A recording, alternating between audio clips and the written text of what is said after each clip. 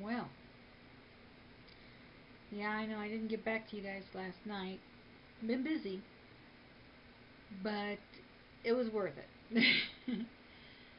I learned a new word, which happens to be the word of the day with Spark People, which is inspiration. And the challenge, let's see if I can get this around here. This is the the page for it for now, and it just has a bunch of videos of how to be inspired, what's inspiring people. This one right there is the one I watched today, which is on YouTube, and I will put a link to that video. People have a bad habit. They think they're just stating the truth. What they don't realize they're doing is they're being downright ugly. Somebody said something that wasn't very nice to this lady, which normally she just laughed off, but it really offended everybody else around her. And she said it like it was. And basically, the person was being a bully. So, anyway, what's been going on? I mentioned a basin that the pastor wanted us to show how we're serving each other. And so this, what I was talking about is I made this towel. It got stained over the years, but I made this towel, and this is the picture that I made. I don't know if you can see it, but it has writing on there, and on the back it has some writing. It's in Hebrew.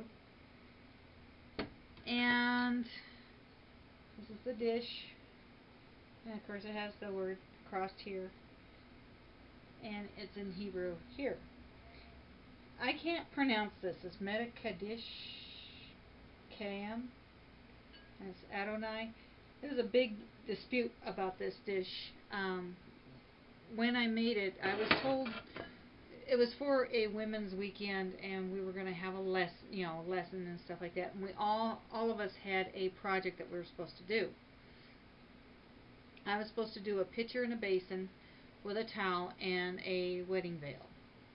And when they started talking about what the lesson was about, my problem was they were using the wrong word, and they were using the word Jehovah when it should have been Adonai.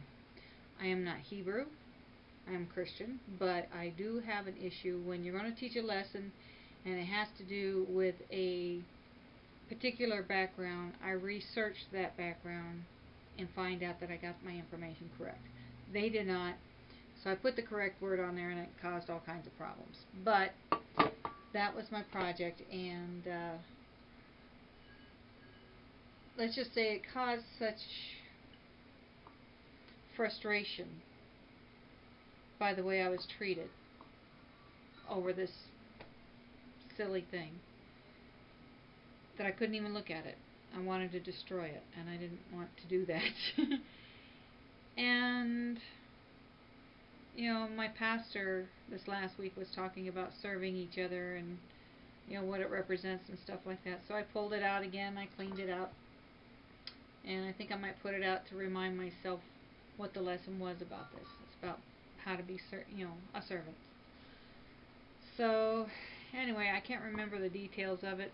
I had a head injury, and so a lot of my memory is gone. So I may have to look that one up again. And then yesterday I went to my journaling class, and they had a teacher about how to journal in doodling, and they call it Zentangle.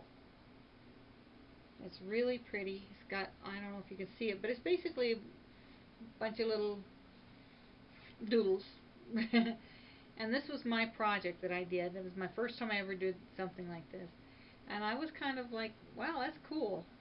And granted, there was others that were just, it's funny is we all had the same pattern, but it was weird how different each one turned out.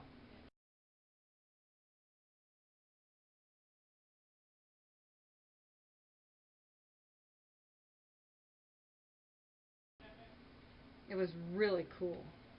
But I got to learn a few new cool tricks. And I wanted to share this with you.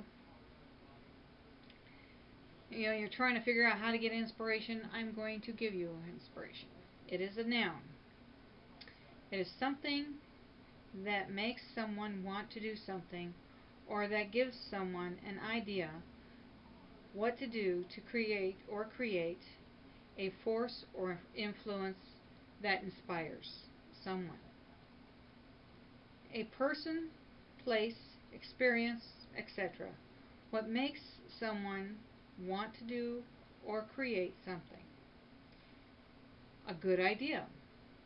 A divine influence or an action on a person believed to qualify him or her to receive and communicate sacred revelation, something from the heart. The actions of moving intellect or emotion. The act of drawing in specifically and drawing of air into the lungs. Now you've been inspired. Go do something creative. Night.